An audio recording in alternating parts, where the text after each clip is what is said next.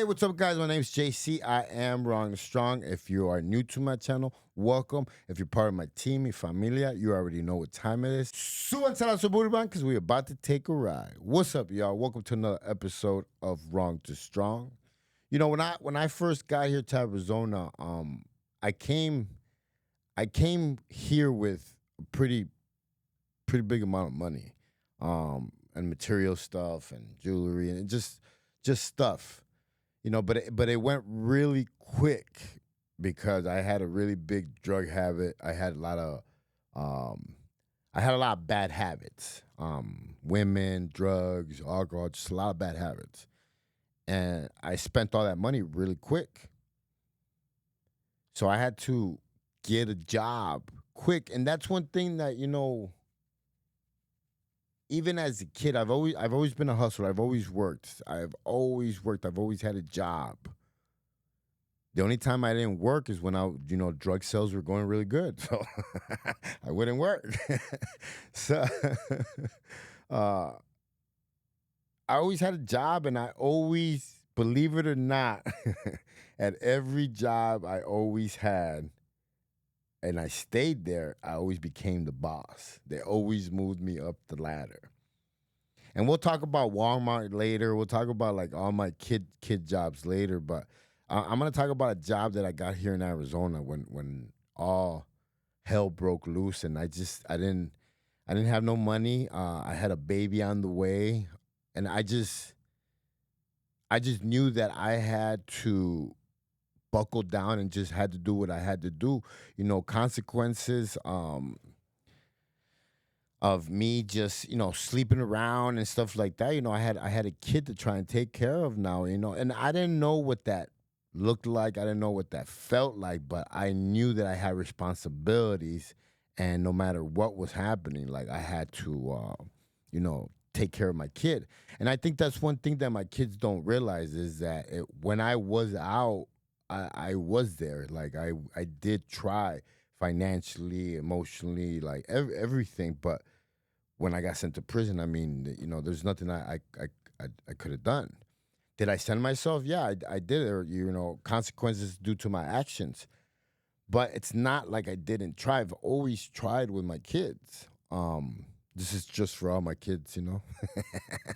I know you're watching.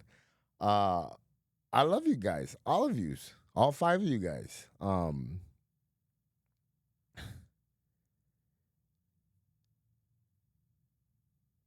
Valerie was getting ready to be born, and I had to get a job.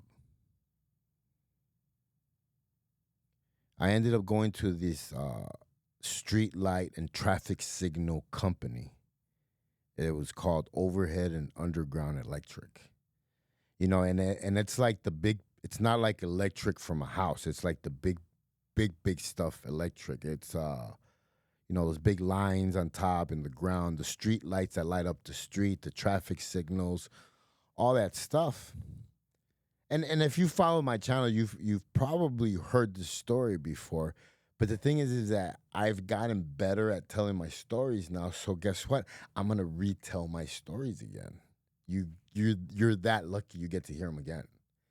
But I get to tell them different and more better, I guess you could say, with detail and just areas that I should have focused on when I first told it. So I got this job, right? And I'll never forget because I went into the office, filled out the application. They sent me to do a drug test that I was already ready to take,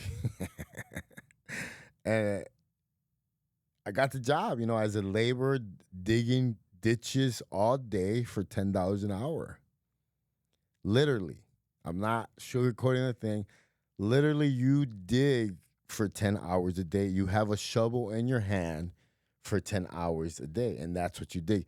You dig like that at 120 degrees outside. Um, First couple of days, I'm not gonna lie, I left my heart and soul there. I would come home and just fall asleep on the floor on the carpet and kind of get up and just do it all over again, and that's how tired I was. But I've never been the type fold. At least not that easy. So I just went every day, and I remember having blisters on my hands just hurting, bleeding. Um, all the Mexican paisas making fun of me because, even back then I had a little bit of muscle on me from being in prison so long, and they would be like, "Ah, mira este pocho, tanto muscle y nada de motor." And these dudes would sit there and dig like little machines, all day. Send all the money back home. I just remember one day it was so hot outside, man. Because if you live in Phoenix, you already know what it is to do these jobs outside in the summertime, man. It is crazy hot.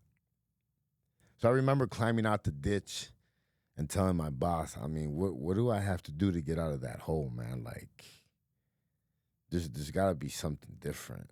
There's got to be. This can't be it.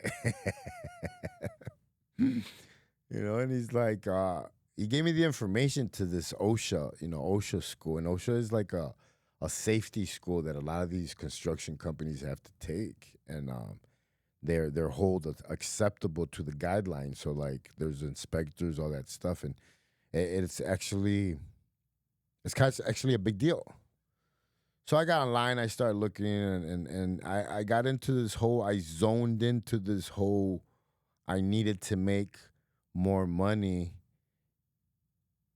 and my why was my kid, my daughter. I was really trying in that time to change. I really wanted to be something different. I didn't want to be a gangster no more. I didn't like I actually was trying to be a father. I just didn't know what that kind of looked like. I didn't realize that it wasn't just about going to work, making money. Like there's so many factors to being a family, being a father, being a good person, being a man of God. There's a lot of factors. Being a good worker. There's different hats that you wear throughout the day, not just one. So me just focusing on work, I zoned in, and what I did was I stole the key to every single heavy equipment machine you could possibly think of, from front loaders to backhoes, skidsters, bobcats, trenchers, trackers. I mean, you name it, water trucks, pole lifters. I mean, everything. And I would sit there after work and I would just practice. I would drive the machines around the construction site, because this is when Phoenix was first growing. So there was a lot of construction sites all over, Arizona. I did some really big jobs here. The Cardinal Stadium. I did half of the parking lot lights at the Cardinal Stadium. You're lucky, Phoenix. I mean, you're welcome, Arizona. uh, I did Madison Jail, Jackson Street, the new 202, a lot of the 101, a lot of the jobs, a lot of the houses and street lights down Baseline, Levine. What's that city that they built that was in the middle of nowhere? Verado. I did all the lights for that. We were in Power Ranch and Queen Creek, all those areas. Like I did a lot of work all over Arizona. Kingman. Um, I got really good at doing what that company did. Um, I learned how to drive all those machines. And after 6 months of just going to school, getting certified in construction safety, manhole, uh, digging, heavy equipment, street light level one, street light level two, traffic signal. uh, I didn't become, they made me the superintendent for the whole company. They made me the superintendent for the whole company. They made me the go to guy for the picking up the permits at the city. I started to build the line of communication with the SRP and APS inspectors that no one had ever kind of built, because These were a lot of old school dudes that had been here in Arizona for a long time. A lot of cowboys, older guys. And then one thing that I've learned on the streets and surviving is how to treat people. Not all the time, but I know how to get something if I want something. And I learned to treat people with respect. I've learned to treat people, with courtesy, and that's what happened, and it got to the point where every inspector on site just loved me. They wanted me on site. They would pass inspections really quick, and my company fell in love with I what I could bring to the table. Now, that being said, I was making a lot of money. I was getting bonuses. I was completing jobs way beyond schedule. But I was still a mess. I was still drinking. I was still doing coke on the weekends. I was still dating strippers, cheating. You name it. You name it. Anything bad, I was doing. Um, and that's why everything I did was, only a matter of time before it blew up. It was only a matter of time before it all went down the drain because it was all short lived. Even my days as a drug runner, as a drug lord, or whatever you want to call it, as selling drugs, making all the money that I made. If I would have put away all that money that I had made, I wouldn't even have to work a day in my life. But everything was short lived because I was still a mess. The restaurant was short lived. The laundromat was short lived. The cleaning carpet business was short lived. Yeah. Everything was short lived. That job was short lived. Even when I came home in 2017 and I launched my supplement line and my whole fitness thing, and even that was a success. But I was still a mess, so it was short lived. Short lived. Same thing when I came home in 2013. People don't know that I ended up opening up two gyms when I came home in 2013, a year later after I had been out. Two gyms.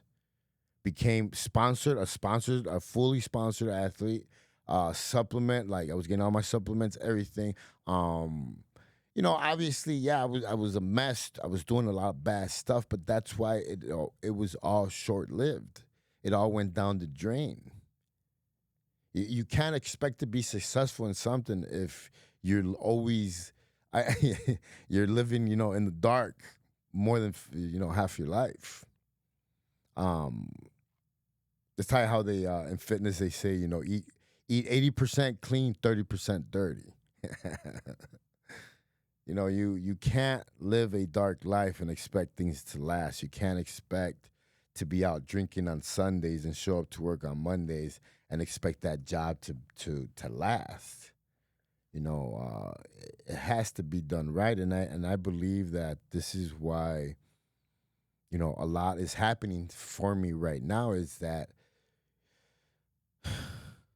I'm not living in that darkness no more. So I'm able to see, I guess, how blessed I've been my whole life with entrepreneurship, how blessed I've been with people believing in me, um, how blessed I've been with my hard work ethic and just the way I carry myself.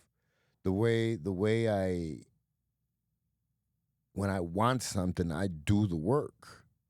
I don't wait for people to give me something. I've always believed in doing the work, and that's why